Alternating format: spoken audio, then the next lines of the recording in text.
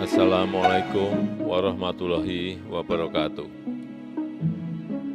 Saya menyampaikan duka cita yang mendalam atas meninggalnya 129 orang saudara-saudara kita dalam tragedi sepak bola di Kanjuruhan, Malang, Jawa Timur.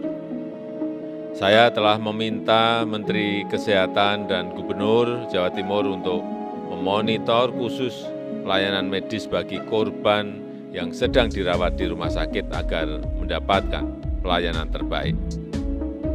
Saya juga telah perintahkan kepada Menpora, Kapolri, dan Ketua Umum PSSI untuk melakukan evaluasi menyeluruh tentang pelaksanaan pertandingan sepak bola dan juga prosedur pengamanan penyelenggaraannya.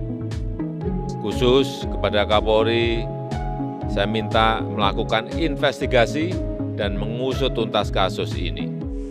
Untuk itu, saya juga memerintahkan PSSI untuk menghentikan sementara Liga 1 sampai evaluasi dan perbaikan prosedur pengamanan dilakukan.